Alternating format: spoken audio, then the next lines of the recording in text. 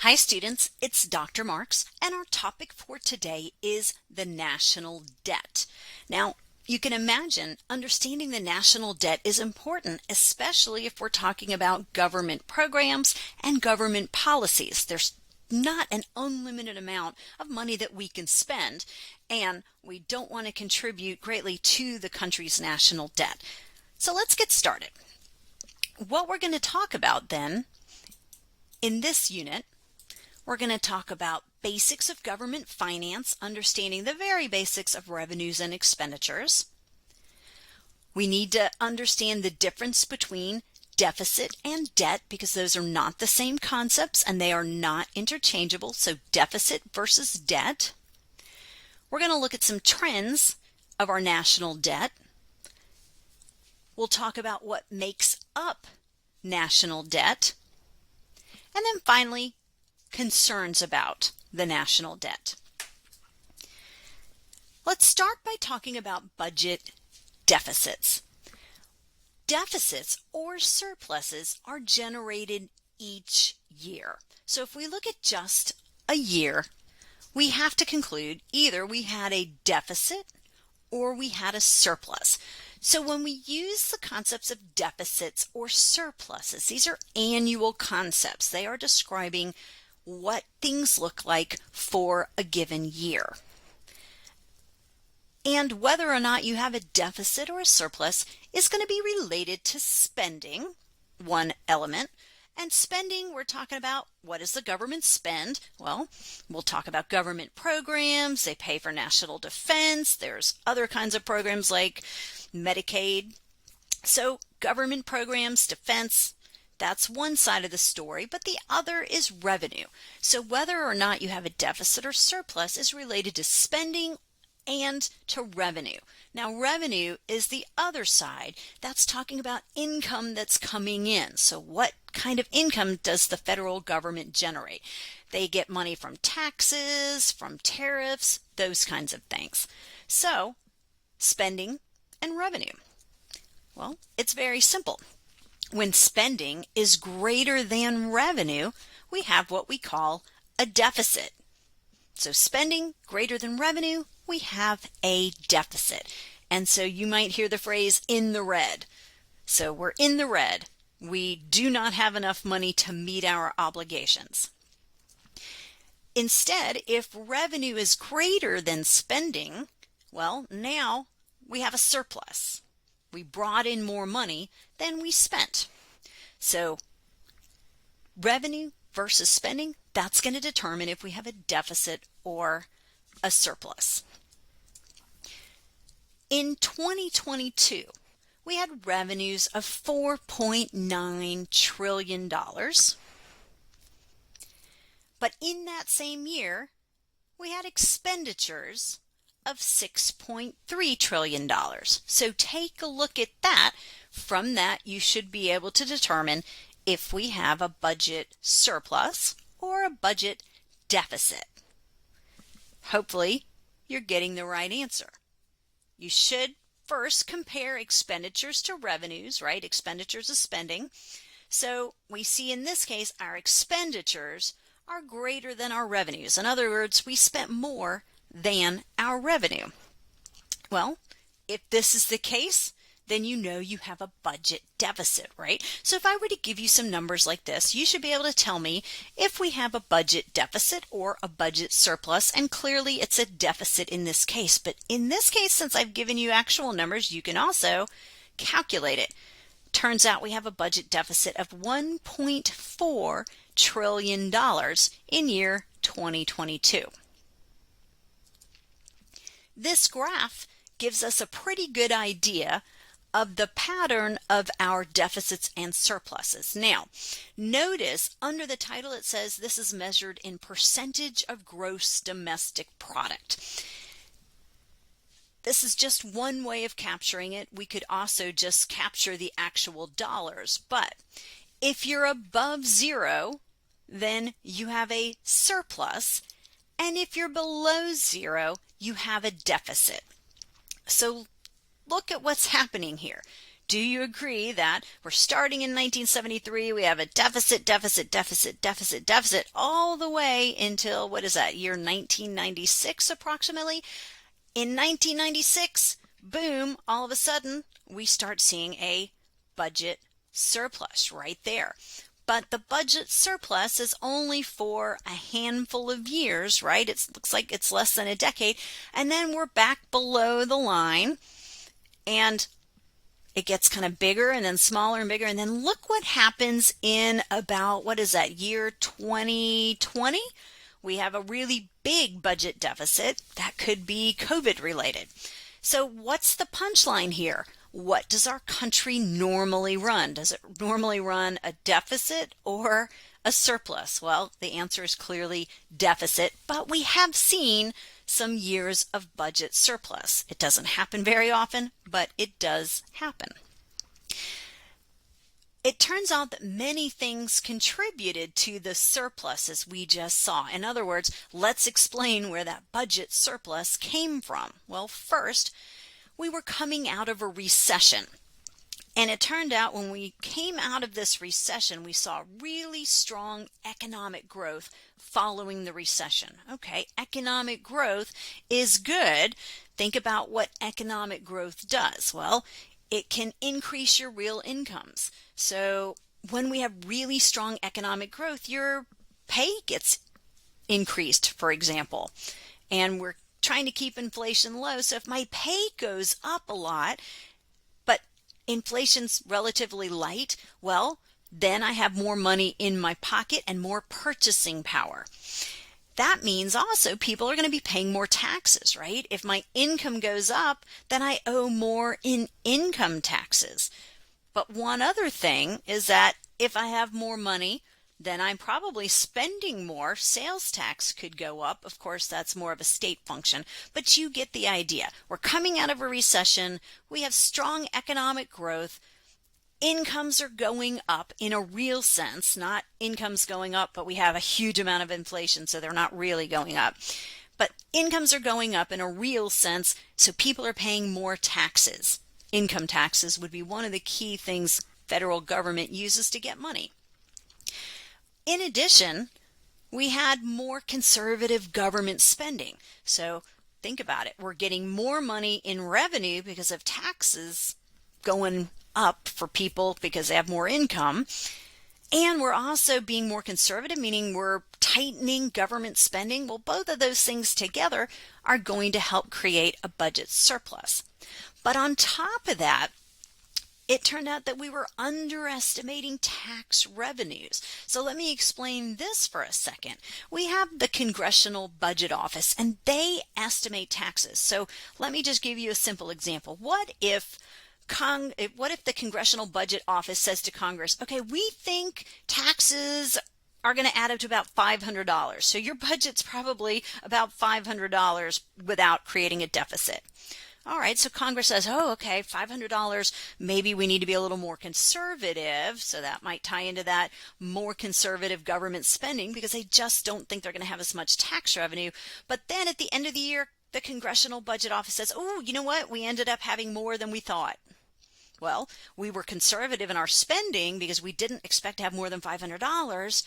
And now they're like, oh, we had $600. We were off by a little bit. So you can see why that might also contribute to a surplus. But the bottom line is we generally don't see budget surpluses much, right? Don't say never, because I just showed you that we had some years of budget surpluses, but we haven't seen one for quite a while, right? Now, if we have a budget deficit, then think about what that means. We have a budget deficit, so we spent money we did not have, right? That's how you get a budget deficit. You spent money you don't have. But households do this too. So let's think about how a household operates, and that's going to help us understand how government operates because they really are pretty similar. So let's ask the question, me as a household, how can I buy things if I don't have the money to pay them in cash? So let's say I want to have a new car. I need to buy a house. Maybe I want to buy a computer. So how can I buy things if I don't actually have the money to pay for these things? Well, one option is credit cards, right? Now, probably not buying a house on a credit card, but I could take my credit card to Apple. And if I can't actually pay for it with cash, then I can use my credit card. But I can also go to the bank and take a loan, right? Take a loan from a bank. And that might be what you do for buying a car or a house. But either way, if you're using your credit card or you're taking a loan from a bank, you've been loaned money, right? And you're going to pay those back with interest, right? I take a mortgage loan for a house, I'm going to have to pay it back with interest. If I don't pay my credit card bill off at the end of the month, I have to pay it back over time with interest. So you get the idea. How do households buy things if they don't have the money? They basically get some form of a loan, and that's going to be the same way for government. So it works exactly the same way for government. Now, what if our government runs a deficit year after year? What happens then? Well, do you agree if our government runs a deficit year after year, then the total that we owe to others gets bigger and bigger, right? And bigger and bigger and bigger. This is our national debt. So if we just run deficits year after year after year and they add up, it accumulates, it gets bigger and bigger and bigger, this becomes our national debt. So when we use the term national debt is the total accumulation of deficits minus any surpluses, right? It can happen over time. Key thing is over time. The total accumulation of deficits minus surpluses over time. In other words, national debt is our adding in this year and then adding in what happens next year and then adding in what happens the year after. We're just updating and updating and updating. That gives us the total accumulation of our deficits minus any surpluses, but we haven't had one for a while. All right, you get the idea. Now, we're only going to talk about national debt. And when we talk about national debt, again, we're talking about the debt accumulated by our federal government. So national debt is the debt accumulated by our federal government. But do understand, state and local governments might have debt as well. For example, right now in Prince Edward County, they need to renovate an elementary school. Well, to do that, if they don't have cash on hand, and it's highly unlikely that they do, they'll probably have to take a loan. So we're going to talk a little bit about how does a government take a loan. But a local government can take a loan and accumulate debt in the same way as federal government.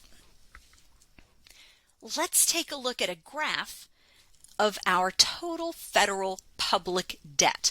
Now read the title and you see that this is measured in trillions of dollars, right? It says U.S. total federal public debt, comma, $1 trillion.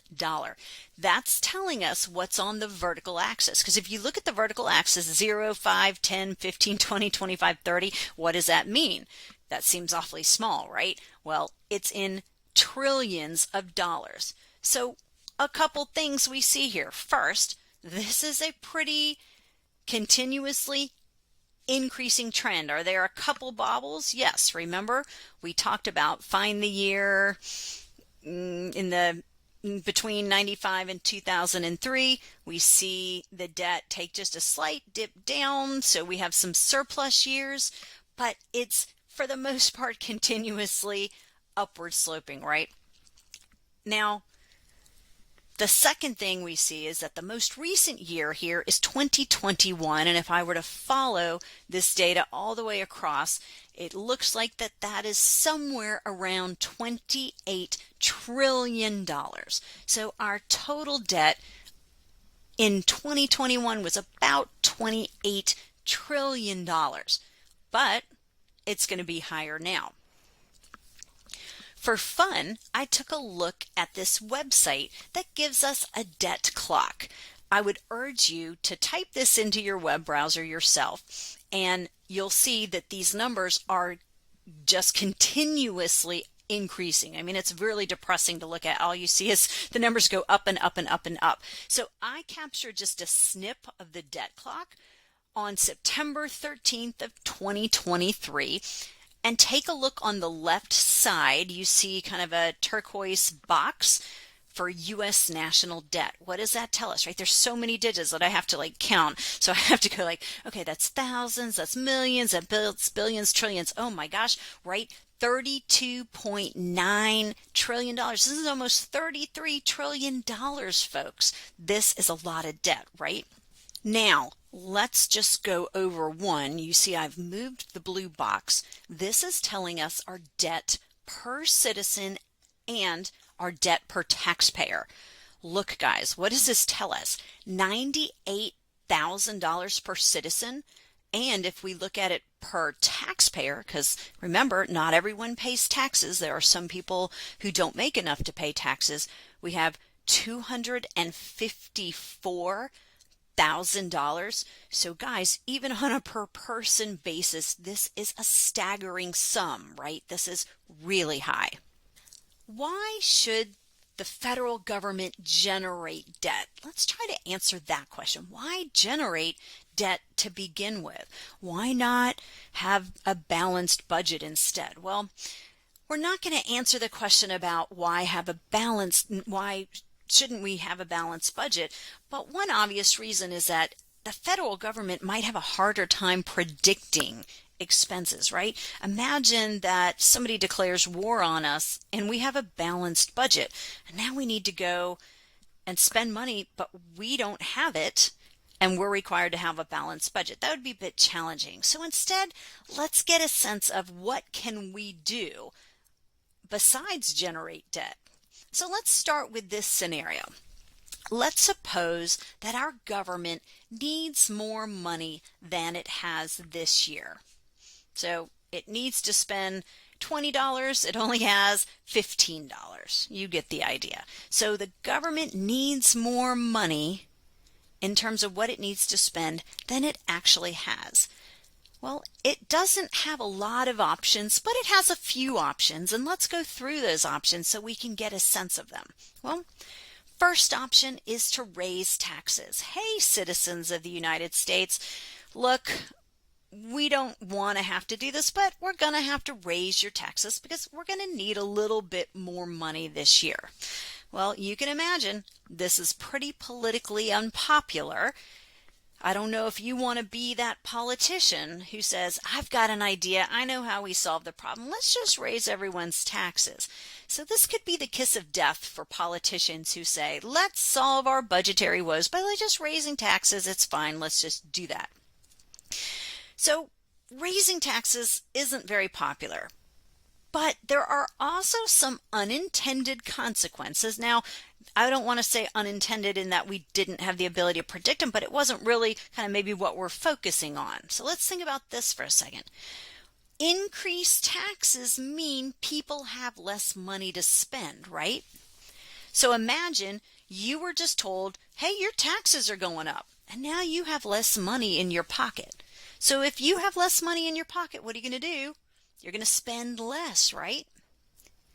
That means businesses are affected. So think about it. You want to take your family out on Friday night for pizza, but you're like, oh, our taxes just went up. Money's a little tight. So maybe we're not going to go out for pizza on Friday nights. But now the pizzeria, the Italian restaurant, has been affected. And that's going to happen to not just restaurants, but other businesses as well. And if businesses are affected and they have lower sales, well, now they need less workers. So that restaurant might decide they need to lay off a cashier and maybe a hostess and a waiter. There could be job loss. So that's not a good thing, right? It's not always a good way, or maybe never a good way, to solve the shortfall. Raising taxes, you got to be really careful about doing it because, as we just explained, they have other bad economic outcomes. We can't just say, oh, it's all about raising the money. We have to also remember there are some other economic problems that we create, some unintended consequences. Number 2, let's just print some money on the printing press, right? We've got this printing press. Let's just plug it in, turn it on, and print some more money, right? I mean, that's cheap. Paper's cheap. Let's do that. Well, the German government did this after World War I. So there have been governments that said, hey, let's solve our budgetary woes by running the printing press. It did not work out so well for the German government, and I'll tell you more about that in just a second. But the idea here is that we're going to run the printing press, and then there's more money, and we can inject that money into the economy. So when we print money, it's going to inject more money into the economy. But the problem is, if there was all this extra money circulating around, it becomes less valuable. All we're doing by running the printing press is making money less valuable. And this is going to cause inflation. So think about it for a second. If there's a lot more money in the economy circulating around, then what does that mean? There's more economic activity. There's more demand for goods and services. And that's going to bid up prices. That's going to cause inflation. If we have inflation, then the purchasing power of money has been reduced. So maybe you get paid $15 an hour, but now that $15 doesn't buy as much as it did before. So we've just eroded the purchasing power of money. So your money buys less than it did before.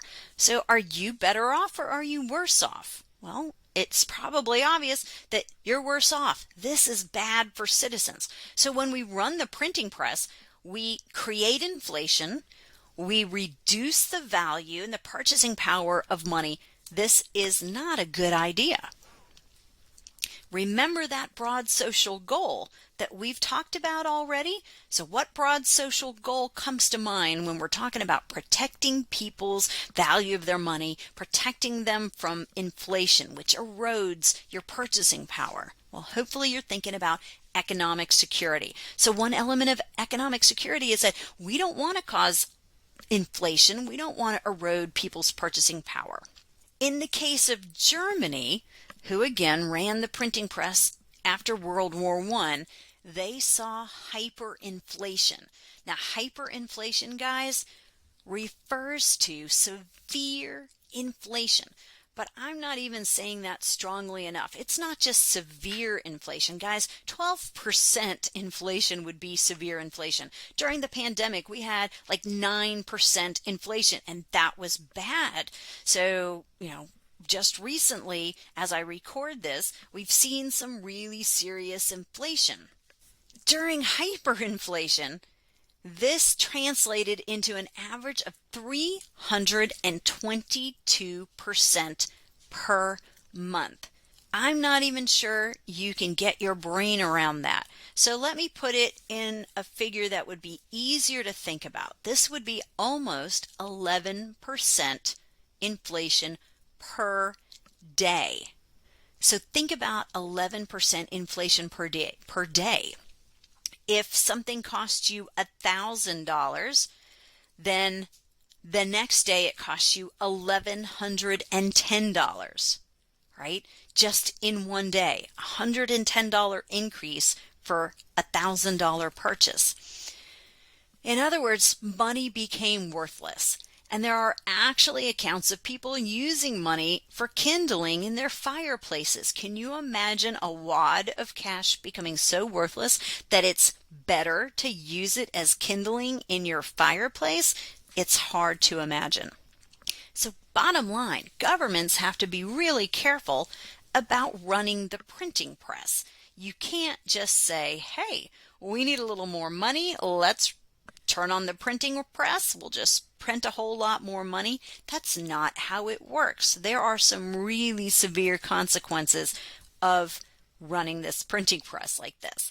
Now, found this great infographic just to put it in perspective to you, back to the German hyperinflation.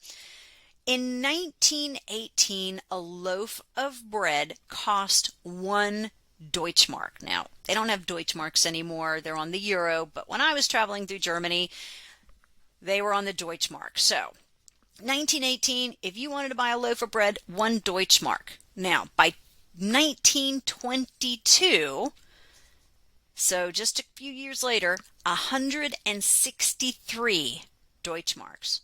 So imagine your dollar loaf of bread is now $163. That's what this means.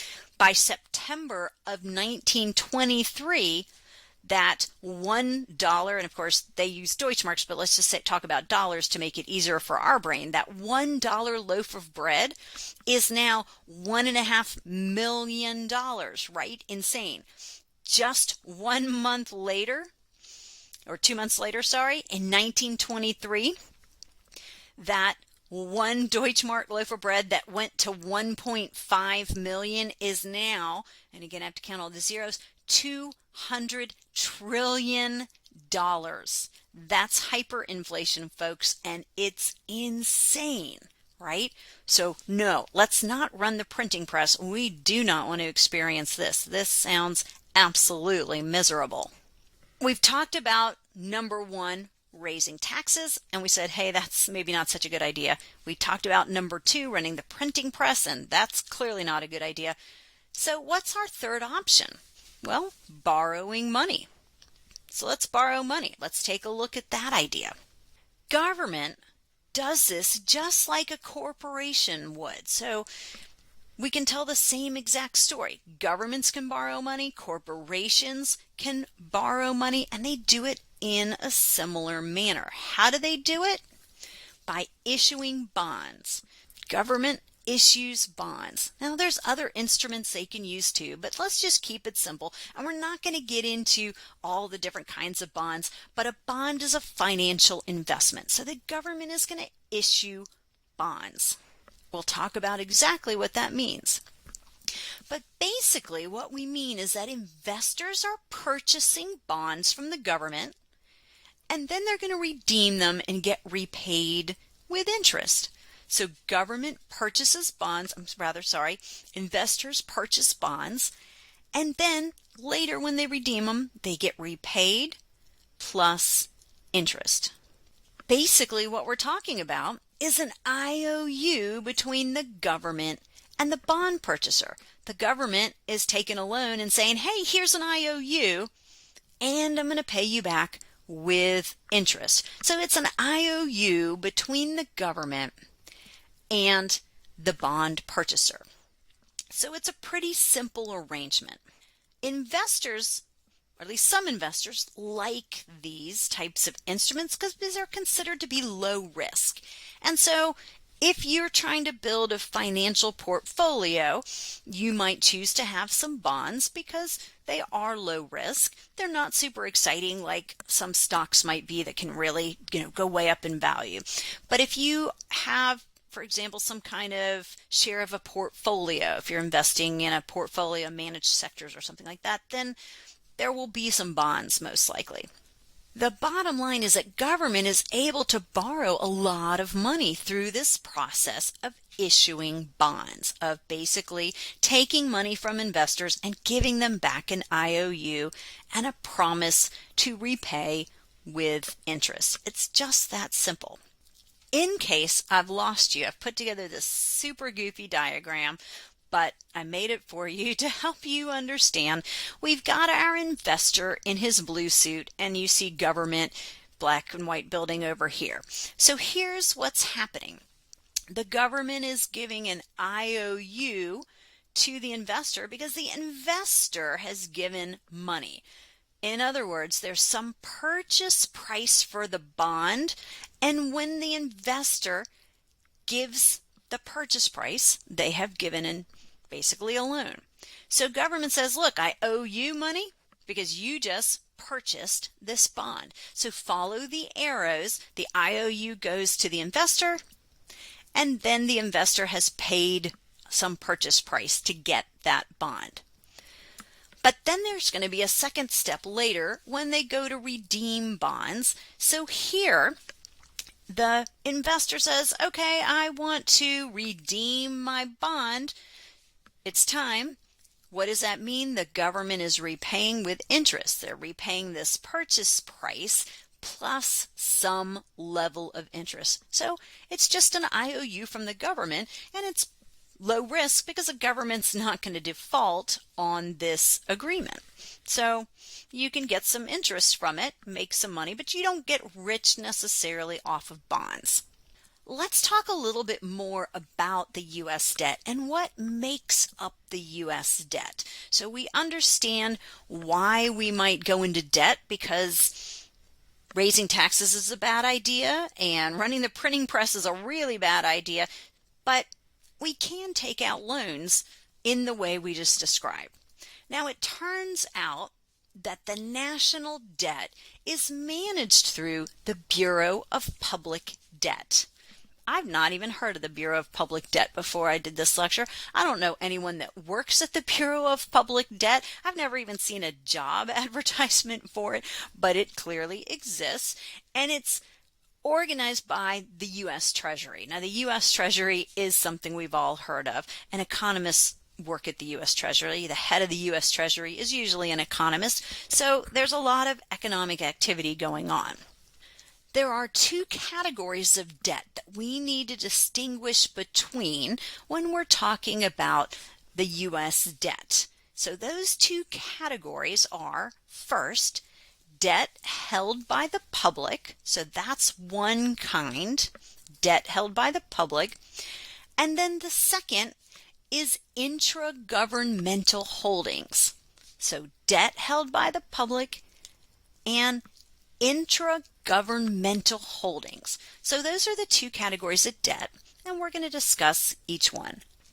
But before we do that, let's look at a breakdown of the two. Now, this was at the end of 2022, and look at the pie chart. This is all of the debt, the national debt, and what do you see? You see that 78% is debt held by the public. So 78% of all of the national debt is debt held by the public, and only 22% is intragovernmental debt. So if I were to ask which category has the majority of debt, obviously it's going to be debt held by the public. That's much larger than the portion that goes to intragovernmental debt. But we need to talk about each one of these so that we understand it. Let's start by talking about debt held by the public. Debt held by the public. When we talk about debt held by the public, we're talking about debt that's belonging to somebody in these categories. So debt held by the public could be debt belonging to individuals. So somebody like you and me. So if we buy bonds, we are holding debt held by the public. So if I were to ask you on a test, okay, Bob Smith goes and he buys bonds because he wants a very low risk investment. What kind of debt is that? That's debt held by the public. Corporations do the same kind of things. Corporations often invest money. If a corporation was to buy government bonds, that would also be debt held by the public. State governments. If states governments at the state level, if they also invest in the federal bonds, because remember we're talking about federal debt, if they buy federal bonds like an individual or a corporation is buying, that is also debt held by the public. But we can also see these purchases by local governments. So individuals who are investors, corporations who are investing, state or local governments who are investing in this way, but also the Federal Reserve Bank. Remember, that's our central bank of the United States, and they're responsible for monetary policy, and the Federal Reserve has the role of trying to keep inflation at bay. So again, if you want to know more about that, if you're not in one of my more advanced classes, then you can take our macroeconomics classes and they'll talk more about that, or our money banking classes. We have that as well. And then finally, one other category Foreign governments. Foreign governments might decide that they want to invest in this type of financial instrument. So a foreign government can buy bonds. So debt held by the public is any debt in this manner from individuals, corporations, state governments, local governments, Federal Reserve Bank, foreign governments. In other words, these entities buying bonds. So again, what are we talking about? Because I know this can be a little confusing. We're talking about these entities on the previous slide buying bonds just like we talked about, right? And when they buy bonds, they're getting an IOU. They're making a loan to our federal government. Keep in mind that this might just be part of an investment portfolio, right? If I was to buy bonds, it might be because that's what I want to invest in. If a corporation buys bonds, maybe they're putting together an investment portfolio, and you don't want everything in your portfolio to be risky, so might make sense to have some bonds. So these can be American entities and investors, like we just said. It could be you and me, and it could be an American corporation. But it can also be foreigners, right? It can be foreign entities or investors, like foreign governments. So it doesn't have to be, when we say held by the public, it doesn't have to be the American public. So foreign entities, foreign investors, foreign governments. So it could be my friend Yusuf in Morocco. If Yusuf in Morocco buys U.S. bonds, U.S. federal bonds, he's a foreign entity, he's an investor. If the Moroccan government decides to buy U.S. bonds, foreign government buying bonds. So again, debt held by the public. Let's take a look at how we've seen debt by the public change over time. Starting in 1973, the most recent data we have here is 2022, and we do see more of a kind of up and down pattern. Now, like if I had to fit a line to this, right, it would have an upward sloping trend. But we see some interesting things going on. 92, it kind of levels out, starts to fall, goes up just a little bit, levels out, right? But then it starts to really rise. We've got year somewhere around 2007. And look what's happened most recently. That could be somehow pandemic related. Again, we had a whole lot of things going on in the pandemic that might have affected foreign investment in U.S. bonds, for example. This is an interesting infographic here. Let's take a look. On the left-hand side in the dark blue, you see domestic holders of debt, so inside the United States. And then on the right side, you see foreign holders of this type of debt. So we're still talking about debt held by the public. So let's figure out what we observe. So a couple questions just popped up on the right. First question, what domestic entity holds the largest share of debt? So what domestic entity holds the largest share of debt? So to answer this, you should be looking on the left-hand side in the blue, and we see, look, it's the Federal Reserve System. Now, it says $6,097. It doesn't mean $6,097. This is 6,097 billions of dollars. So this is in trillions, right? Then the second question says, what foreign country holds the most of our debt? Again, we're talking about these bonds. So now you need to be looking on the right side. What foreign country? You should see that Japan holds more debt, but China is pretty close to it. China would be number 2. This is for 2022. Again, this right here is looking at foreign holdings. So this is kind of like the right side of the previous infographic. But do you see here that there's 2 different colors on the bar graph? Gray is 2011. Blue is 2022. So let's answer these questions. The first says, which country held the most U.S. debt in 2011? So in 2011, we need to look at the gray bars. Who held the most debt in 2011? Hopefully you see it's China, right? The next question says, who has the most debt in 2022? Well, now we need to look at the blue line, Japan. So it used to be China as number one. Now it's Japan. And then last question, what has happened to debt held by foreign countries since 2011? Now we need to look at the very bottom part of the bars where it says total foreign. So total foreign debt holdings, gray is 2011, blue 2022. So what's happened? There is more debt being held by foreign governments, right? The volume has gone up pretty significantly from 2011 to 2022. Our second category of debt, intragovernmental holdings. Intra means within. So guys, if intra means within, can you figure out what intragovernmental holdings are?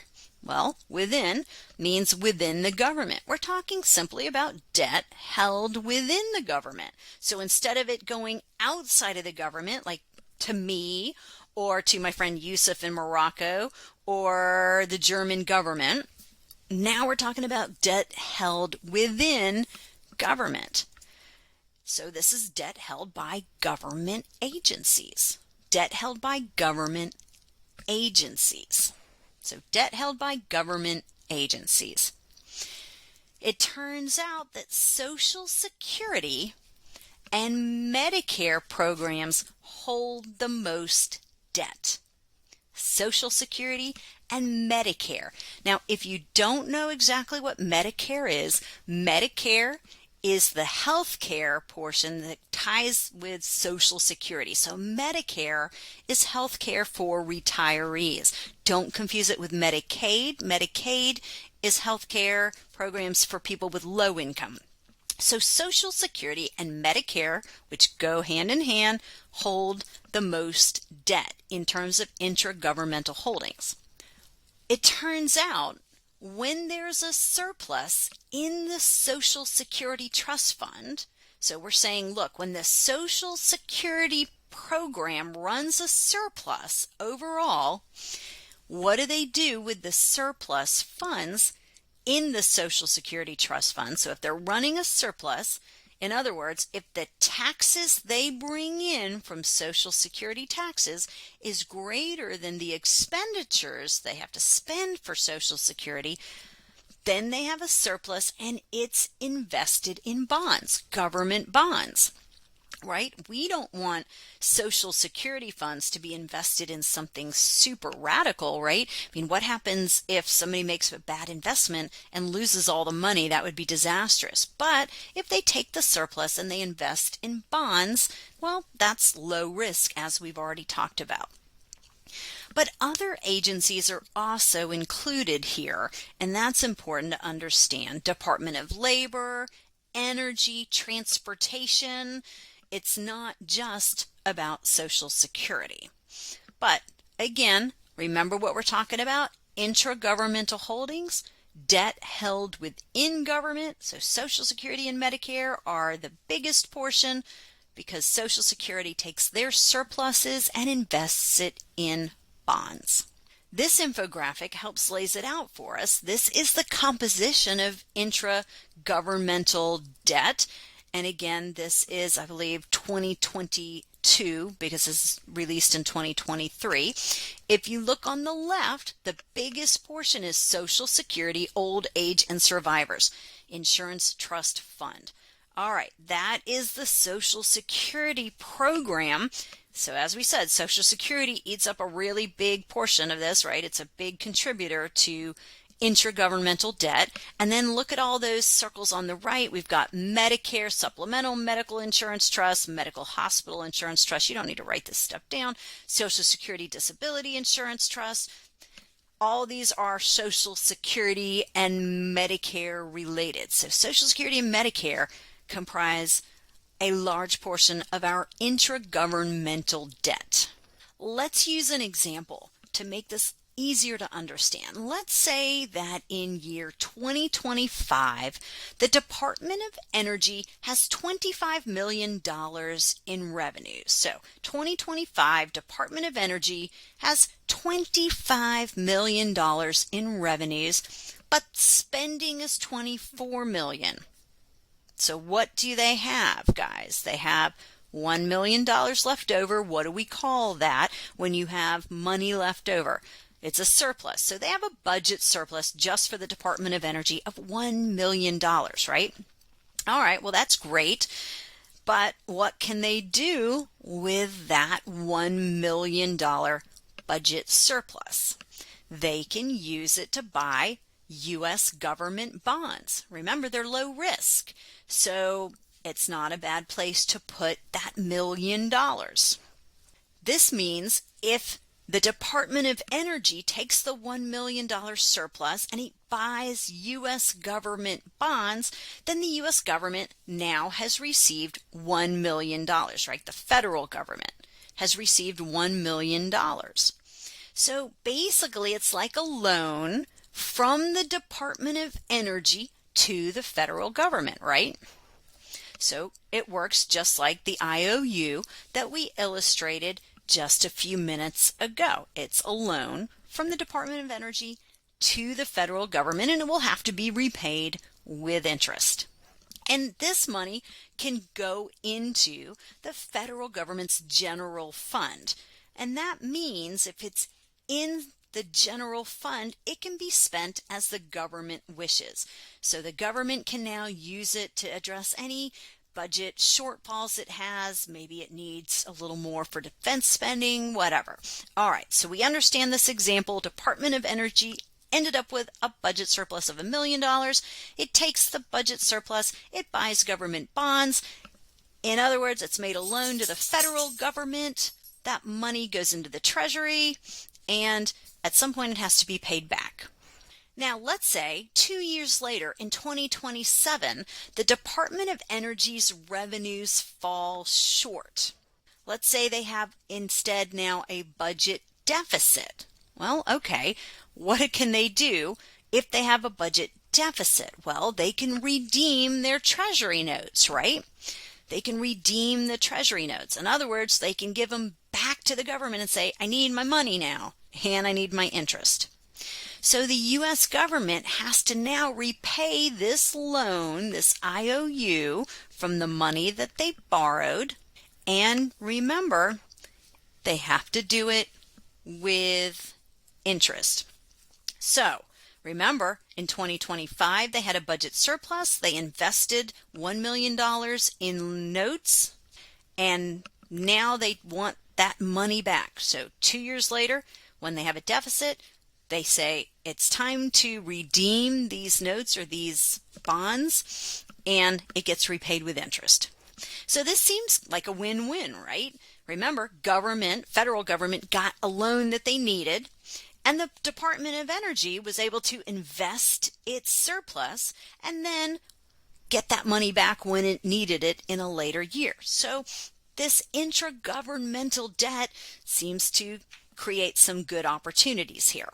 The federal government, as we said, can get a loan, but also it added flexibility for the Department of Energy, right? They didn't need the money in 25, they do need it in 27. And so investing it in this manner, low risk, seems like a really good idea. So hopefully this example makes some sense. Now, is debt a bad thing? Because we really haven't answered that question. Is debt a bad thing? So think of your own personal finances, your household. The answer to this question depends on what debt is being used for, right? So we can't say debt is a bad thing. In some cases, it may not be so bad. For example, debt to go to college is different than credit card debt from going shopping, right?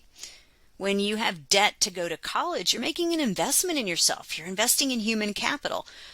Debt from just shopping on your credit card, well, that's a very different kind of debt. So again, is debt a bad thing? The answer depends.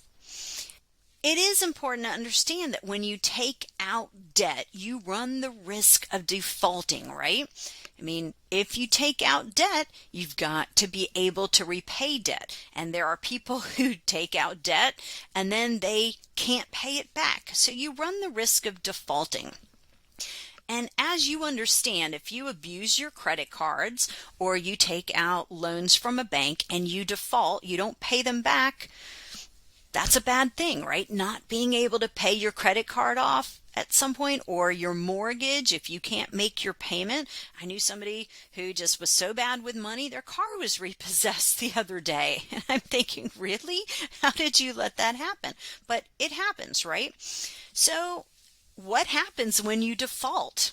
What happened to this person I know who walked out one day and found her car being repossessed? Well, now she's got a bad credit score, right? So if you default, you get a bad credit score, and then others don't want to loan to you, right? So this person lost their car. They now have bad credit. They want to buy another car. No one's going to loan this person any money. So this creates a real problem for you. So debt can be a bad thing, right? If you start to default. The same exact thing is true for a country. So the story I just told you about this person who lost their car and now has bad debt because they have a bad credit score, the same kind of thing is true for a country. Guys, countries have credit scores. You probably didn't realize that, but they get credit ratings just like you and I get credit ratings. So let me tell you about Ecuador, because Ecuador is a good example. Ecuador, back in 2008, chose not to make payments on their debt. Now, this was a weird situation. It wasn't that they couldn't afford it. They were just kind of mad about the terms of the debt. But Ecuador chose not to make payments on their debt back in 2008. And this was a decision made by their president. And it's a pretty short-sighted decision, because what happens when Ecuador chooses not to pay its debt? Well, now other countries are fearful of loaning to them, right? Why would you loan money to Ecuador if Ecuador has a history of not paying on their debt, when Ecuador has a history of defaulting? So the president makes the decision to not pay their debt. Other countries now don't want to loan to Ecuador, and now they have to rely on China. China is the main source of their funds. If Ecuador needs money, they need to take out debt, they're going to have to go to China.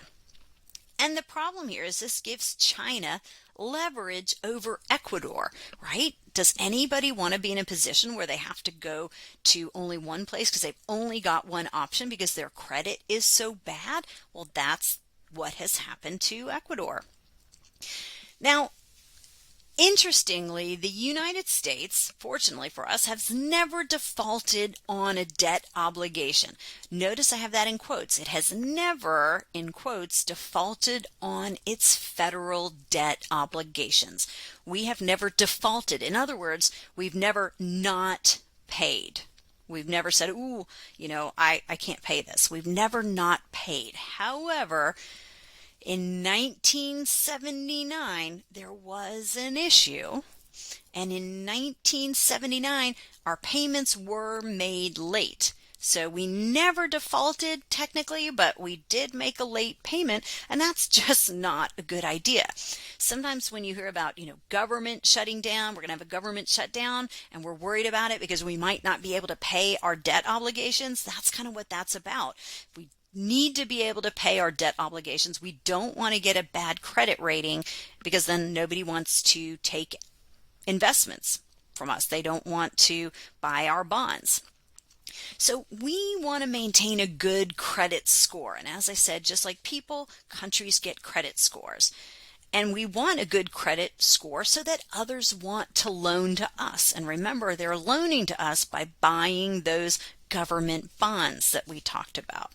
However, there are concerns for the economy when we have debt. Debt can affect the economic health of the United States. It's definitely a concern. We want our economy to be healthy. Having too much debt can affect the economic health. First, it's going to impact future generations. And I know you've heard this a million times that as we rack up this debt, you guys, your children, your grandchildren will have to pay. I will probably be like worm food in the ground by then. But you guys will be paying, your kids will be paying. It's going to get bigger and bigger and bigger, and somebody has to pay it back, right? They have to pay it back. Your children's children have to pay it back. So it impacts future generations when we just willy-nilly say, let's just ring up a lot of debt. And this leads to economic equity concerns.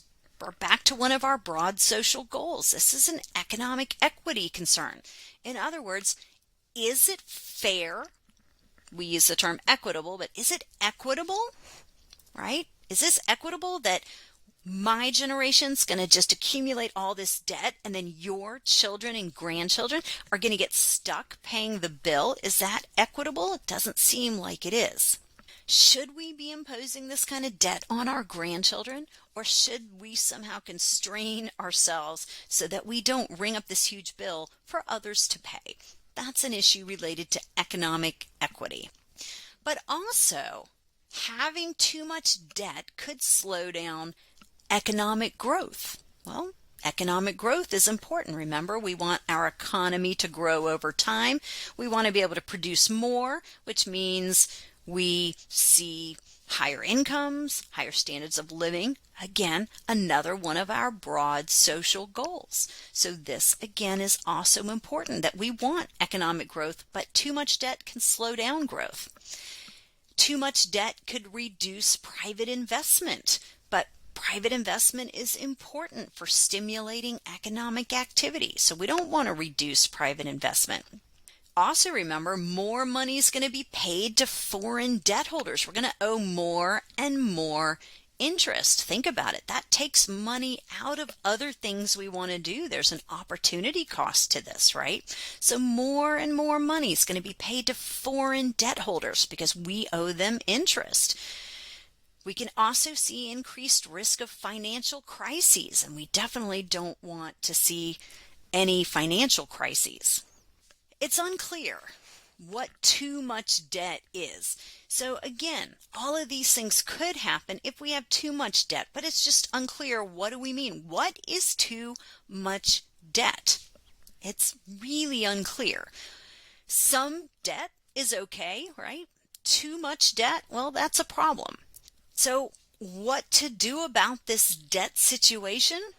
Well, it leaves us scratching our heads, and we're not going to come up with an answer, and I certainly don't have one, because if I did, probably I'd be working for the Treasury or I'd be an advisor to the president. So this is a hard call, guys. But you guys as young people should be concerned about this. You should be worried about future generations. This is a problem and it needs to get under control. And we don't see any end in sight. There will be part 2 to this lesson, so stay tuned for more on this topic. But let me know if you have any questions, and thanks so much for listening. I hope you have a fantastic day.